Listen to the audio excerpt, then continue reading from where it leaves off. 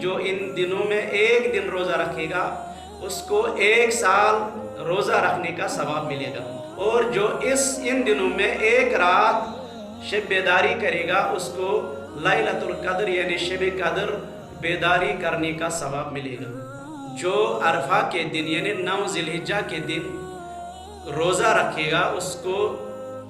اگلے سال اور پچھلے سال پورے دونوں سال کے گناہ معاف کر دیے جاتے ہیں۔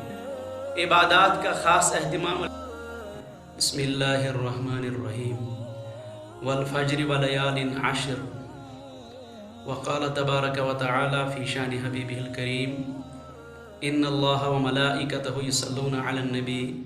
یا ایہا الذین آمنوا صلوا علیہ وسلموا تسلیما اللہم صلی علی سیدنا محمد وعلی آل سیدنا محمد واصحاب سیدنا محمد وبارک وسلم علیہم۔ معزز ناظرین کرام، السلام علیکم ورحمۃ اللہ وبرکاتہ۔ چونکہ آپ لوگ سبھی واقف ہیں اس بات سے کہ آج سے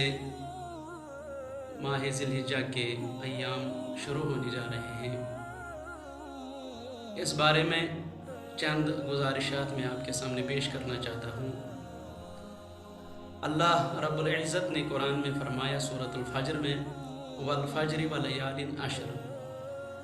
کہ قسم ہے مجھے فجر کی اور 10 راتوں کی۔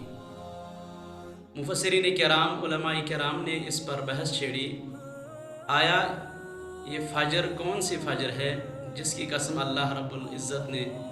کھائی؟ تو کچھ لوگوں نے کہا کہ یہ عام فجر ہے، ہر دن کی صبح کی قسم اللہ کھا رہا ہے، لیکن اکثر مفسرین کرام اس طرف گئے ہیں کہ یہ فجر کوئی عام فجر نہیں ہے، بلکہ یہ فجر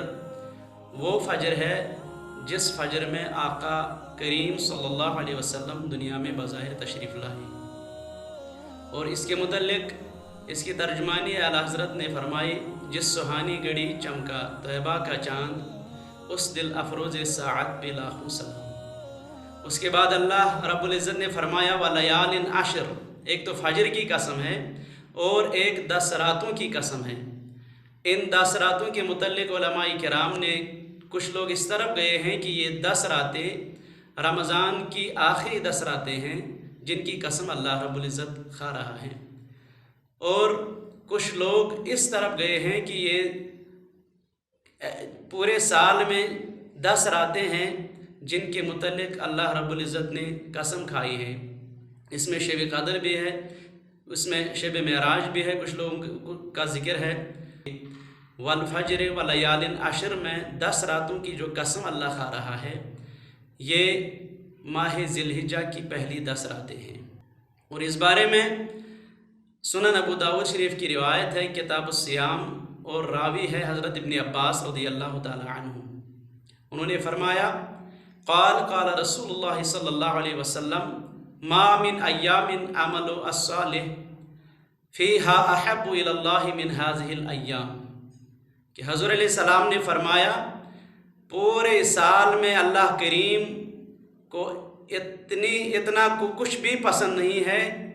کچھ عبادات، کوئی بھی عبادت اتنی پسند نہیں ہے جتنی ان 10 دنوں اور 10 راتوں میں جو عبادت کا اللہ کریم کو جو پسند ہے۔ اور اس میں بھی کچھ لوگوں کا اختلاف ہے کہ آیا کہ یہ ماہ رمضان کی 10 راتیں ہیں یا یہ ماہ ذی الحجہ کی 10 راتیں ہیں۔ تو تطبیق یہ نکالتے ہیں علماء کرام کہ اس میں راتیں ماہ رمضان کی ہیں اور دن ذی الحجہ کے پہلے 10 دن ہیں، اور ان دنوں میں عبادات کا خاص اہتمام علماء کرام نے فرمایا کہ خاص عبادات مثلا تہجد کی نماز، اوابین نماز اور نماز اشراق کا اہتمام کیا جائے، اور روزہ اس میں زیادہ تر اس میں روزوں کا بھی اہتمام ہونا چاہیے، چونکہ حدیث مبارک میں آیا ہے حضور علیہ السلام نے فرمایا جو عرفہ کے دن یعنی 9 ذی الحجہ کے دن روزہ رکھے گا اس کو اگلے سال اور پچھلے سال پورے دونوں سال کے گناہ معاف کر دیے جاتے ہیں۔ تیسری بات علماء کرام فرماتے ہیں کہ اس میں ذکر کا زیادہ اہتمام ہونا چاہیے، بالخصوص تکبیرات کا، اور یہ بھی حدیث میں آیا ہے کہ صحابہ کبار جب تکبیرات کا ذکر کرتے ہیں، تکبیرات پڑھتے تھے تو بازاروں میں گونج اٹھتی تھی ان کی آواز سے۔ اور تیسری بات، علماء فرماتے ہیں کہ ان دنوں میں صدقات و خیرات بھی کرنا چاہیے، جبکہ پورے سال میں صدقات و خیرات کا اہتمام ہونا چاہیے، لیکن علماء کرام فرماتے ہیں کہ زیادہ تر ان دنوں میں ہونا چاہیے۔ اور پانچویں چیز جو قربانی ہے، اور ترمذی شریف میں روایت موجود ہے، حضرت ابو ہریرہ رضی اللہ تعالی عنہ راوی ہے، حدیث نمبر 758، حضور علیہ السلام نے فرمایا ما من ایام احب الی اللہ ان یتعبد له فیہا من عشر ذی الحجہ یعدل صیام کل یوم منہا